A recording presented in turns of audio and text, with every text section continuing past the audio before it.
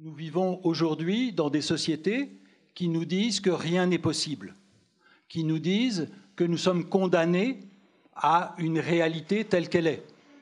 Bref, je crois que ce qui se passe dans beaucoup de nos sociétés, c'est que nous sommes voués à ce que j'appellerais la dépression militante.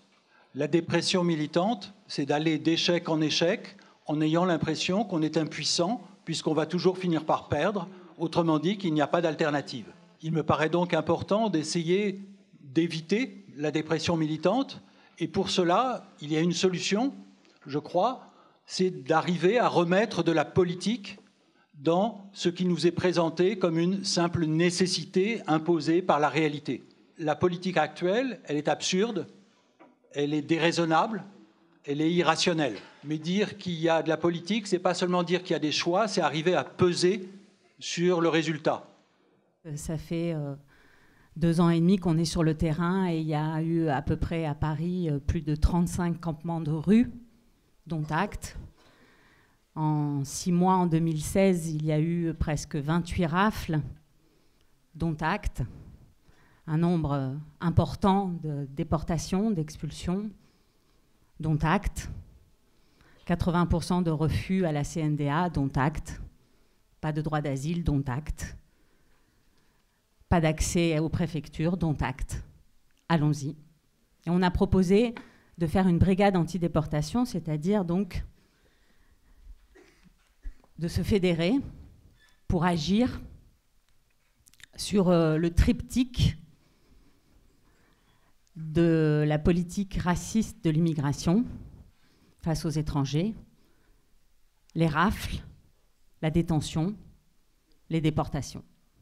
Arrachés à leur foyer d'origine, des millions d'hommes, de femmes et d'enfants, avilis, ont pris les chemins de l'exode. Un autre cycle du grand repeuplement du monde est en cours. Ils ne sont pas des fuyards, ce sont des fugitifs.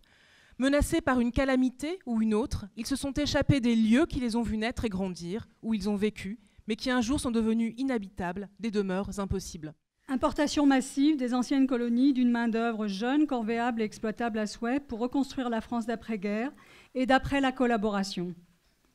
Si l'immigration en nombre n'est plus à l'ordre du jour aujourd'hui, c'est que les politiques d'austérité sous couvert de crises économiques répétées ont fini d'assécher les espoirs d'une vie digne en France dans l'ancien berceau des empires. Ce que nous voyons de la politique raciste et des crimes de haine raciste, l'État, bien sûr, les flics et les juges qui sont main dans la main pour expulser, et toutes les machines à collaborer que sont les centres de rétention administratifs, les tribunaux, les aéroports, les violences policières, les méthodes des polices aux frontières, dans les avions, dans les centres de rétention, les tortures physiques et morales, les médecins des centres de rétention qui ne soignent pas, les traducteurs et les traductrices qui censurent dans les tribunaux les paroles des exilés, qui les traitent de menteurs dans leur langue et de menteuses, l'arbitraire des gardiens et des gardiennes de prison, les compagnies aériennes qui encaissent l'argent, qui font le boulot des flics, l'OFI qui vend dans les centres de rétention des téléphones portables à 40 €. Arc-boutés sur la fable de l'aide au développement, nombreux sont ceux qui croient encore aux contes de fées. Peu importe qu'entre 1980 et 2009, les transferts nets des ressources financières partis d'Afrique vers le reste du monde aient atteint le seuil d'environ 1400 milliards de dollars et les transferts illicites, celui de 1350 milliards de la croyance demeure. L'exploitation des ressources fossiles et autres est dans le même mouvement et pour les mêmes fins. Exploitation des anciens colonisés, là-bas ou ici, démunis de tout, contraints d'accepter les rares travaux éreintants lorsqu'ils existent encore là-bas, ou devant se résoudre à l'exil. Les préfectures, comme la triste célèbre préfecture de Calais, mais aussi Cergy-Pontoise, mais aussi Bobigny, qui distribue les obligations de quitter le territoire, et quand un juge a miraculeusement fait sauter une obligation de quitter le territoire, la remet immédiatement, ce qui permet d'éviter tout recours. Il y a aussi les greffes qui cachent les vols, ou qui les sortent la veille d'un passage devant le juge des libertés et de la rétention, pour être sûr qu'ils partent. Peu importe par ailleurs que les pays à faible revenu ou à revenu intermédiaire accueillent plus de 90% des 65,6 millions de réfugiés déplacés et déracinés dans le monde. Dans ce domaine comme dans d'autres, l'ère est à la fabulation et à la clôture de l'esprit. Un amas de vieux préjugés est ainsi recyclé, produisant à leur tour de nouveaux fantasmes qui, dans un processus d'enroulement tout à fait typique des discours racistes, se mordent sans cesse la queue. Arrêt de l'immigration légale en 1973. Voici le prétexte tout trouvé pour faire monter d'un cran le premier. Et depuis, cette escalade semble sans fin. Faire monter d'un cran donc la répression contre ceux qui, puis celles, qui s'aviseraient de vouloir quand même la franchir, cette frontière. Elle deviendra un mur à certains endroits. Partout ailleurs, la mer la matérialise au point qu'elle deviendra en 10 ans le tombeau de 40 000 personnes ayant tenté de la traverser. Et enfin, ce que nous voyons, et c'est un drôle de savoir, et c'est drôle de se dire qu'il faudrait que ce soit un savoir, c'est ce que fait sur les êtres et sur les corps, les frontières, les rétentions et les expulsions, les suicides, les tentatives de suicide, avaler des lames de rasoir, se couvrir d'excréments, jeter son corps du muret, se taillader, etc., etc., etc. C'est culturel et civilisationnel, entend-on dire.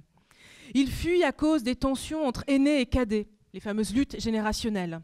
Plus ils sont pauvres, plus ils sont portés vers le départ, mais plus leurs conditions de vie s'améliorent, plus s'accroît leur désir de s'établir ailleurs, assènent doctement de pseudo-experts. En arrière-fond plane sur les consciences le spectre de l'invasion par des hordes venues de terres surpeuplées dans ces pays où l'on compte encore 7 à 8 enfants par femme, fermez les guillemets. Donc, on a créé cette brigade anti-déportation et les actions principales sont d'aller dans les centres de rétention, de voir les personnes, de parler avec elles, de comprendre ce qui se passe, de les faire témoigner, de les faire se fédérer et d'aller dans les aéroports pour tenter de faire en sorte qu'ils descendent des avions et qu'ils ne soient pas expulsés et déportés. Pour ce qui est du point de la polémique sémantique sur les migrants économiques politiques, nous disons que tous les migrants sont politiques. Il n'y a pas de migrants économiques. Ceux qui fuient la guerre de chez eux, ceux qui fuient le chaos créé par les capitalistes, ils sont tous dans des situations politiques. Le chaos économique est créé par des hommes politiques et donc lorsque quelqu'un quitte son pays pour des raisons qu'ils appellent économiques, c'est vraiment un réfugié politique. Et nous ne pouvons pas admettre que le pays père colonisateur des 14 États en Afrique soit à l'origine de l'expulsion du peuple africain vers les autres pays ou vers le continent africain. Ce type de phénomène, nous n'avons pas à comprendre. Donc, nous sommes ici pour un peu éclaircir cette façon de faire et se mettre dans une position pour dire non. Ici, nous ne pouvons pas imaginer quelqu'un qui a fui la guerre dans son pays, il vient se faire emprisonner à Paris, après avoir traversé le désert, les tortues de la Libye, la Méditerranée, l'Italie ou l'Espagne. Il arrive à Paris et c'est là qu'il est incarcéré sous prétexte qu'il était en position de fuite. Lorsque la détérioration des termes de l'échange oblige le paysan malien, le paysan soudanais, le paysan tchadien, le paysan ivoirien, dont le café ou le cacao est cultivé en Afrique et les prix sont fixés quelque part dans un petit pays européen et qui n'arrive pas à joindre les deux bouts. Et lorsque le coton burkinabé est confronté, comme on appelle, aux multinationales états-uniennes, dont les paysans sont subventionnés, que voulez-vous que ces personnes fassent si ce n'est venir en Europe? Cette confusion que les pays européens que les politiques européens veulent créer dans les rangs des migrants ne passera pas. Et tous les migrants ont dit, nous, on vit ici, on est ici et on ne bougera pas, on ne bougera pas, on ne bougera pas. Dernier recours d'une Europe intransigeante et d'une France prompte à donner l'exemple. La mer Méditerranée n'est plus Mare Nostrum, elle sert malgré elle les intérêts exclusifs d'une forteresse mentale et de ses procédures bien réelles, jusque dans leur légalité répressive assumée, avec par exemple Frontex. Quitte à inventer des millions d'humains illégaux, privés de leur humanité et de leur droit de vivre. La solution ? Fermer les frontières, filtrer, trier, sélectionner, expurger. Passer des contrats avec les élites corrompues des pays d'origine des migrants ou des pays tiers de transit qu'il faut transformer en garde-chiourme de l'Occident et auxquels il faut, contre espèces sonnantes et trébuchantes, sous-traiter l'administration de la brutalité. Faire de ces États des protectorats européens, à la fois des prisons pour les candidats au départ et des dépotoirs pour ceux dont il faudra bien se débarrasser. Fut une époque où la gauche n'était pas claire. Il lui arrivait d'être rebelle. Depuis, elle s'est blanchie et s'enorgueillit de préférer et de prêcher la préférence civilisationnelle, laïque et antisexiste, tant qu'à faire. Elle est devenue complice, voire l'ardente artisane de l'érection des frontières de tous ordres. Mais peut-être faudrait-il, pour être tout à fait exact, parler de frontiérisation plutôt que de frontières. Qu'est-ce donc que la frontiérisation, sinon le processus par lequel les puissances de ce monde transforment en permanence certains espaces en lieux infranchissables pour certaines classes de population? La suite est connue, divisée pour régner entre les nouveaux citoyens racisés et les nouveaux arrivants sans papier. Faire des premiers les ennemis des seconds, et vice-versa, pendant que les minorités arabes, noires, musulmanes, roms sont désignées comme les ennemis de l'intérieur. La France s'invente un destin de pays assiégé, envahi et déjà saisi par le grand remplacement. Qu'est-ce donc sinon une façon de mener la guerre contre des ennemis dont on a auparavant détruit les milieux d'existence et les conditions de survie? L'usage de munitions perforantes à l'uranium et d'armes interdites comme le phosphore blanc, le bombardement à haute altitude des infrastructures de base, le cocktail de produits chimiques cancérogènes et radioactifs déposés dans les sols et qui emplissent l'air, la poussière toxique dans les décombres des villes rasées, la pollution due au feu d'hydrocarbures. Et que dire des bombes? Ces formes de la guerre d'abrutissement, calculées et programmées, menées avec des moyens nouveaux, est une guerre contre l'idée même du corps humain en mouvement. Elle a par ailleurs pour cible non point des corps singuliers, mais des masses humaines, jugées viles et superflues, mais dont chaque organe doit faire l'objet d'une incapacitation spécifique dont on hérite d'une génération à l'autre. በተለይ ከዚህ እንደ ልጆቻችሁ መንገድ ላይ ተኝተን አንስታችሁን እዚህ ዩኒቨርሲቲ ውስጥ እንደ መጠለያ እንደ ልጆቻችሁ ስታደርጉን በጣም ትልቅ ደስታ ይሰማናል። Ça nous a rendu très heureux que vous nous considériez comme vos enfants en nous donnant un abri dans cette université. En 2017, l'Éthiopie a accueilli 800 000 réfugiés du Sud-Soudan, d'Érythrée, de Somalie.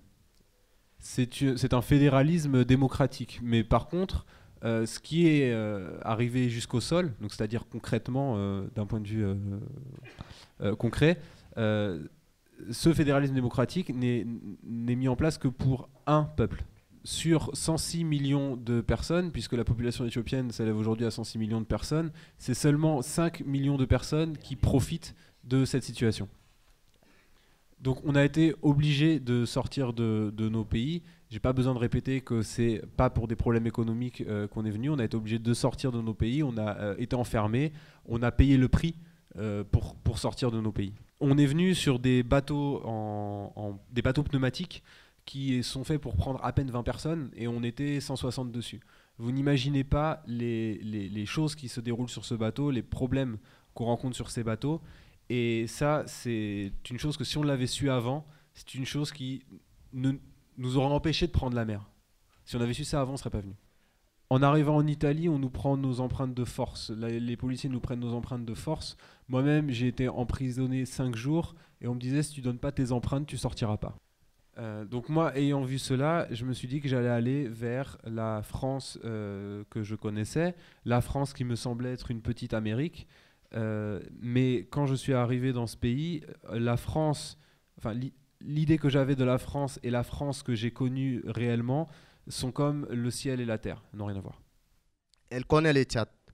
Le tyran dictateur qui est là-bas, Idriss Déby, il est au pouvoir depuis François Mitterrand. François Mitterrand, il a dit Idriss Déby, c'est notre camarade.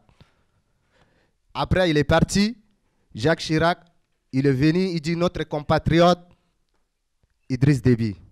Il est parti, le mec, il est toujours là, Idriss Déby. Après, Sarkozy vient, il dit Idriss Déby, c'est un dictateur. Au moment où il y a une organisation qui a volé notre enfant au Tchad pour les adopter, Sarkozy, il a obligé de partir au Tchad. Il a fait 3 jours au Tchad pour récupérer les Français qui sont en prison au Tchad. Il a pas pu. Après, il a fait les rébellions rentrées aussi et son papy. Il est parti. Il est rentré ici et il dit Idriss Déby, c'est un dictateur, au moins. Après, il est parti. François Hollande, il est venu. Avant de venir, au moment des élections, il dit moi, je suis un président, je ne vais jamais recevoir un dictateur à l'Élysée. Mais le premier tyran dictateur réussi à l'Élysée, c'est Idriss Déby.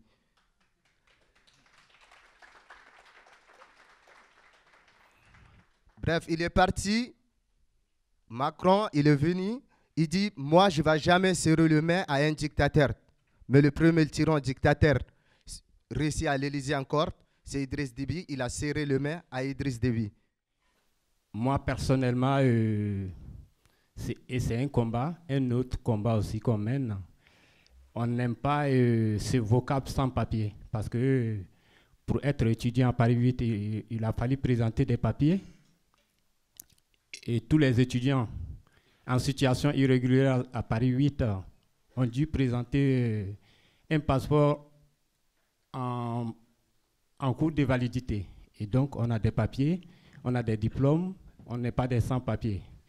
On n'a seulement pas la carte de séjour délivrée par la France, sinon on n'est pas des sans-papiers. Dans ce genre de situation, beaucoup de spécialistes, de philosophes de la politique considèrent que pour faire de la politique, il faut qu'il y ait un lieu. Il y a toujours un local de la politique. Et quand on est cosmopolite, et donc on n'a pas de lieu de la politique, le monde aujourd'hui n'est pas un lieu de la politique. Et c'est bien le problème que nous pose la situation présente. Je crois qu'il y a de la politique. On en a un exemple là, on est en plein dedans. À Calais, il y a eu de la politique, des migrants qui se sont cousus la bouche, qui brandissaient des pancartes en disant droits de l'homme, en disant ouvrez les frontières, en ayant tout un tas de mots d'ordre, que dans un autre contexte, on aurait appelé de la politique, mais que là, on n'appelait pas de la politique, on appelait du désespoir, de la délinquance, etc., etc. Qu'est-ce qu'un étudiant en situation irrégulière ? C'est un étudiant qui n'a aucun droit, qui n'a pas droit au logement, qui n'a pas droit de travailler, qui n'a pas droit à la réduction de transport pour venir faire ses études, pour venir sur le campus. Et du coup, c'est un étudiant qui vit dans la précarité totale. Et malgré tout, la plupart des étudiants en situation irrégulière arrivent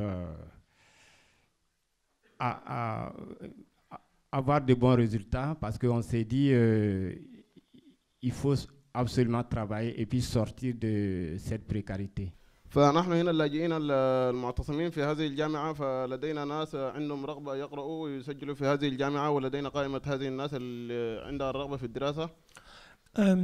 Parmi nous, parmi les migrants qui occupent cette université, il y en a un certain nombre qui souhaiteraient devenir étudiants de cette université et on a dressé une liste des occupants qui voudraient devenir étudiants. Et donc c'est pour ça que j'espère vraiment que dans la mesure où cette liste est dressée, où elle est à disposition de toutes les personnes qui souhaiteraient s'en saisir, qu'on puisse inscrire les personnes qui le souhaitent pour qu'elles puissent étudier ici. Les étudiants sans papier à Paris 8, j'aime pas, mais pour que vous compreniez le terme, sinon moi je dis en situation régulière, ils avoisinent les 2000 étudiants. Mais à Paris 8, il y a un gros paradoxe, c'est qu'ici à Paris 8, on permet aux étudiants en situation irrégulière de venir s'inscrire sans condition de présentation d'un titre de séjour. Et le paradoxe est que la présidence refuse de soutenir ses étudiants pour avoir des titres de séjour. Et pourtant, Paris-Sorbonne, qui ne assure pas des étudiants en situation irrégulière à l'inscription, a quand même rédigé une lettre pour demander à la préfecture de régulariser les étudiants en situation irrégulière. Donc, nous trouvons quand même un peu hypocrite cette politique, cette situation de souffler à la fois le chaud et le froid. Si on est présent ici, c'est pour des revendications simples, des revendications très claires. Et c'est ces raisons-là qui nous ont poussés à mener cette action et à la maintenir. Ces raisons-là, c'est les lois qui visent les exilés et les migrants. فإن لم تكن هنالك حلول منطقية واتجاه اللاجئين فمن حقنا ممكن نعتصم مش في الجامعة نعتصم حتى في الخصر الجمهوري. Et de manière à arriver à des solutions justes et à des solutions logiques, on aurait le droit non seulement de faire des occupations dans des universités, mais même dans les palais de la République.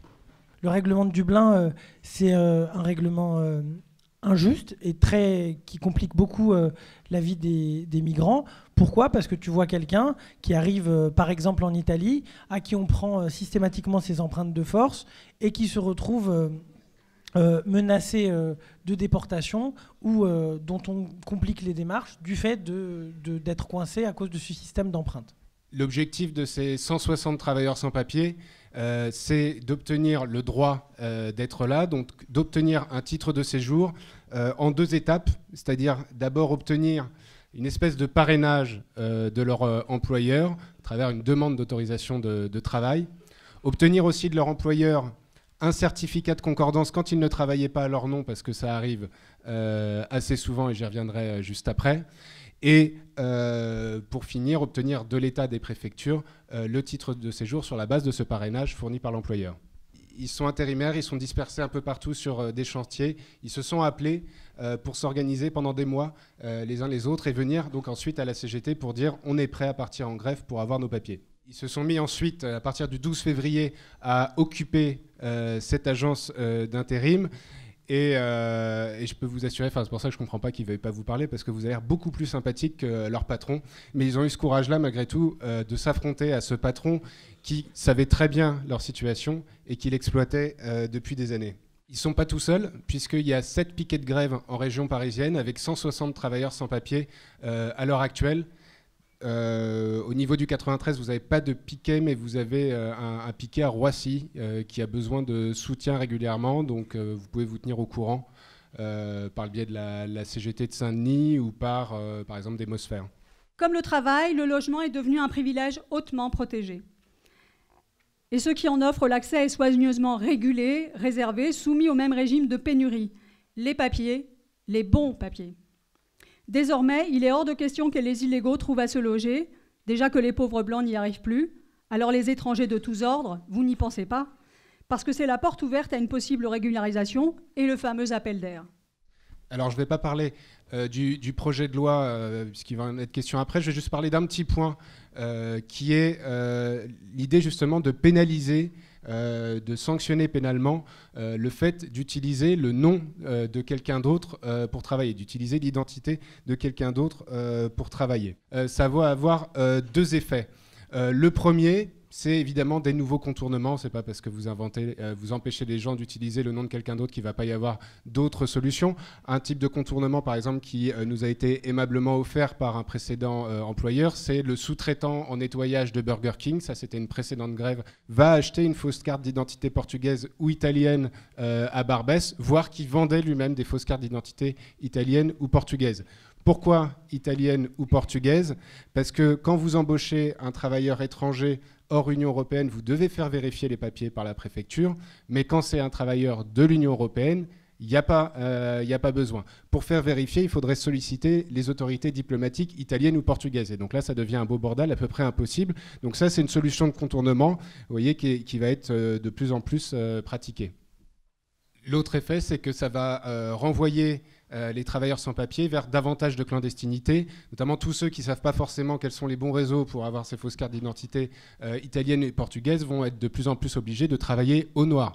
Les camarades qui sont là ont affaire à un patron voyou, mais ils ont du moins la chance d'être déclarés. Enfin, la chance, c'est leur droit, mais même quand on est sans papier, on doit être déclaré. Malheureusement, ce droit n'est pas toujours appliqué, ce qui permet d'avoir des cotisations sociales qui permettront pas d'avoir des prestations sociales dans l'immédiat parce que depuis 1993 c'est interdit aux sans-papiers, mais qui permettront de faire valoir son droit aux prestations sociales une fois qu'on sera régularisé. Donc c'est sûrement pas cette disposition qui va empêcher les gens de travailler. Il y aura toujours des travailleurs sans papier. La seule question qui se pose, c'est celle du coup du degré de clandestinité et du degré d'exploitation auquel ils sont contraints. Donc là, je m'adresse aux personnes qui sont là en train d'occuper l'université. Comment formule-t-on et comment obtient-on des droits ou du droit associé à une existence nomade, précaire, extraterritoriale? J'étais pendant les 2 derniers jours à la Convention nationale pour l'asile et l'immigration qui s'est tenue à Grande-Synthe, qui a mobilisé des élus, qui a mobilisé des gens d'associations, qui a mobilisé des chercheurs, énormément de gens, 1500 à 2000 personnes très très mobilisées, et qui se sont posé la question précisément des lieux de l'accueil, des lieux possibles de droit pour les personnes qui sont dans cette mobilité précaire, alors même qu'on est dans des États qui manifestent une hostilité. Donc la question qui s'est posée, c'est que peuvent faire le monde associatif, que peuvent faire les migrants eux-mêmes, comment s'organiser, et que peuvent faire les villes.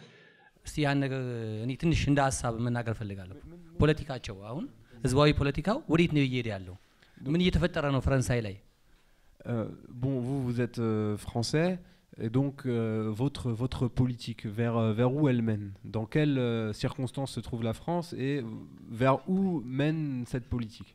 Aujourd'hui, les Français ne quittent pas leur pays. Mais demain, peut-être que les conditions seront telles en France que les Français eux-mêmes devront quitter leur pays. Donc ce qu'on doit faire ensemble, en parlant ensemble et en se conseillant les uns les autres, c'est de créer un État, de créer un gouvernement qui fasse que l'on ne doive pas partir. Un gouvernement qui nous fasse vivre et pas un gouvernement qui nous fasse nous exiler. Admettons qu'on puisse dire quelque chose, admettons qu'on puisse formuler quelque chose qui soit politique dans la situation actuelle, ça serait, il faut interpeller quelqu'un pour dire qu'on demande à ce que les migrants dublinés soient dédublinés. Il y a eu des mouvements il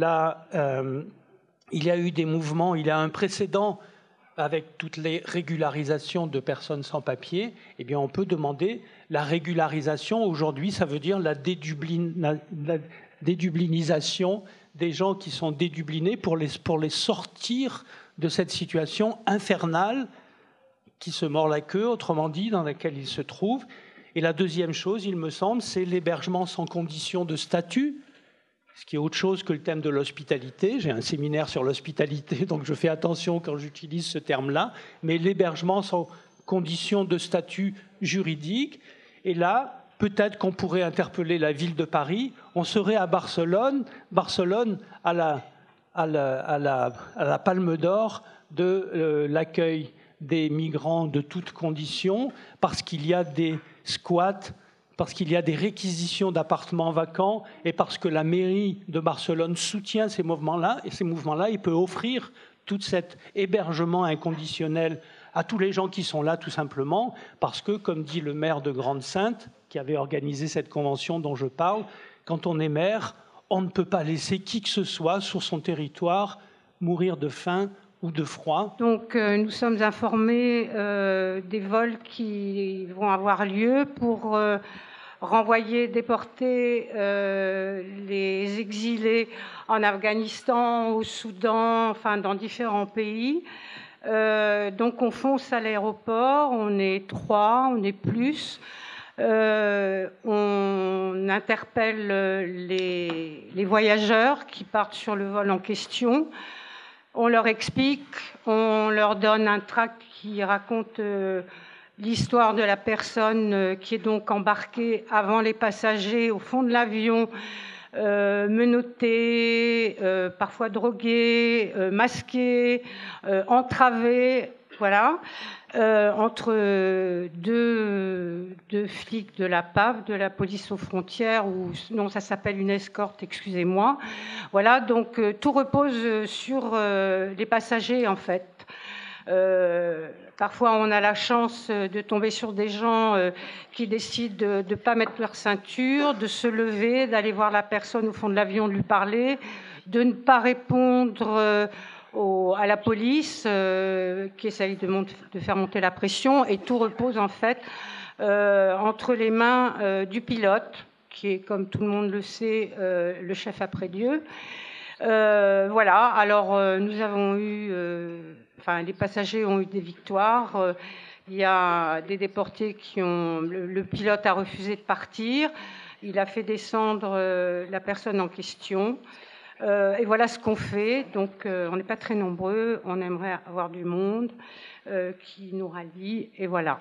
Lorsque la CNDS, Commission nationale de la déontologie de la sécurité, pointera trop de cas de mort suspectes par pliage lors de reconduction musclée ou par clé d'étranglement aux mains de la police, elle sera dissoute et redéployée, comme on dit dans la novlangue de la gouvernementalité.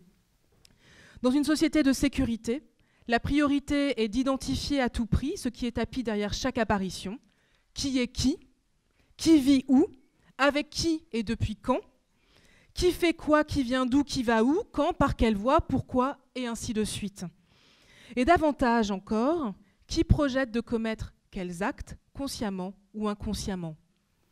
Tous les paramètres d'une altérité menaçante se sont peu à peu mis en place, opèrent de plus en plus massivement, trouvent à se renouveler dans le racisme structurel et dans ses proies de prédilection, du travail au noir aux étudiants sans papier, souvent les mêmes, de la prostitution aux malades sans couverture sociale, et s'abattent aujourd'hui sur les exilés qui ont trouvé refuge à Paris 8. La société de sécurité n'a pas pour objet d'affirmer la liberté, mais de produire et de redistribuer des spectres, de contrôler et de gouverner leur mode d'apparition. Le mythe contemporain prétend que la technologie constitue le meilleur outil pour gouverner les apparitions, fixer les spectres et neutraliser la puissance des masques. Elle seule permettrait de résoudre ce problème qui est un problème d'ordre, mais aussi de connaissance, de repères, d'anticipation, de prévision. Il est pourtant à craindre que le rêve d'une humanité transparente à elle-même et dépourvue de mystère ne soit qu'une catastrophique illusion. Pour le moment, migrants, réfugiés, déplacés et demandeurs d'asile, de toutes sortes, en paient le prix. Il n'est pas certain qu'à la longue, ils soient les seuls. Alors ces actions ont 3 objectifs, en fait. Cette brigade anti-déportation a 3 objectifs. Avant d'arriver à faire péter les cras et de laisser les avions cloués au sol, pour l'instant, on a 3 objectifs. Le premier, effectivement, est de faire descendre les personnes des avions au maximum et de les faire sortir des centres de rétention. Le deuxième objectif est de faire des campagnes et de donner à voir ce que personne ne veut voir. Par exemple, on a fait une campagne l'année dernière au moment où la France a décidé de réexpulser vers l'Afghanistan directement. Et on a aussi en ce moment une campagne, notamment sur la question des personnes dublinées, parce que c'est vrai qu'on nous parle ici du droit d'asile, hein, mais il faudrait savoir dans la salle, les personnes exilées qui sont présentes, combien d'entre elles sont effectivement dans un parcours normal d'asile et ont droit à prétendre à l'asile en France. Je pense qu'elles ne sont pas très nombreuses. Donc elles ont dû écouter avec beaucoup d'attention l'intervention précédente. Et donc on a une campagne notamment ciblée sur les personnes qui sont dublinées en Bulgarie, puisque pour vous la faire courte, hein, en Bulgarie, donc, les frontières sont très difficiles à passer. Et il y a des murs, des barbelés, des patrouilles policières bulgares et allemandes de Frontex. Et la troisième campagne, et je m'arrêterai là, c'est avec les activistes soudanais, puisqu'il y a des renvois directs au Soudan, de la France au Soudan, puisqu'il y a des accords entre la France et le Soudan, comme il y a des accords entre la France et la Belgique, pour que le Soudan puisse venir, les responsables soudanais puissent venir dans les centres de rétention et repérer les personnes et les reprendre. Peser sur le résultat, ça commence ici, ça commence dans notre propre université. يعني الضغط والحصول على نتائج يبدأ أولا يعني في الوسط الذي ندرس فيه أي الجامعة التي ندرس فيها. Mais ça continue aussi, bien sûr, au niveau local. Après tout, s'il peut y avoir des universités refuges, il peut y avoir aussi des villes refuges. يعني وهذا يستمر يعني على المستوى المحلي، فإذا كانت هناك جامعات يعني جامعة أنها يعني ملجأ فيمكن مدينة بحد ذاتها ملجأ. Et s'il peut y avoir des villes refuges, eh bien ça veut dire que les rapports de force dans ce pays pourraient changer. C'est-à-dire qu'on n'aurait plus constamment ce discours sur le problème de l'immigration, mais qu'on se dirait qu'il y a un affrontement politique entre des gens qui ne pensent pas la même chose et où on peut espérer faire bouger les rapports de force. فإذا كانت مدينة ملجأ يعني هذا سيؤثر على موازين القوى، وهذا سيجعل يعني هناك يعني صراع بين يعني مشاريع وبين إرادات. حطمي أسوارك ولا تزيدي الطين بلة ولا تروجي شعارات حفظناها كرهناها وسئمناها ولا تهدمي قيما بنيناها ولا تنهي علاقتنا حتى لو بها ألف علة وعلة. Regarde-toi dans les reflets de mon visage, quitte ton masque, dépouille-toi de tes habits de racisme et d'hypocrisie. Cesse d'annoncer des slogans appris par cœur, des slogans dont nous sommes dégoûtés et dont nous ne voulons plus. Cesse de démolir les valeurs que nous avons construites patiemment. Ne mets pas fin à notre relation, malgré les 1000 failles qu'elle contient. Nous ne sommes pas condamnés à la dépression militante, et après tout, il nous appartient à nous de nous mobiliser pour que ça bouge, pour que ça change, pour qu'on n'ait pas l'impression de cette éternelle répétition depuis des décennies maintenant. Je m'arrête ici puisque j'avais dit que je serais bref, mais je voudrais dire que non seulement je remercie les traducteurs, interprètes, mais aussi je trouve que le jeu des langues que nous avons entendu pendant toute la soirée était déjà un encouragement politique. أنا أشكركم يعني وأجد يعني هذا التنوع يعني اللغوي الذي سمعناه هذا المساء فهو جيد ويعني يفتح آفاق جديدة.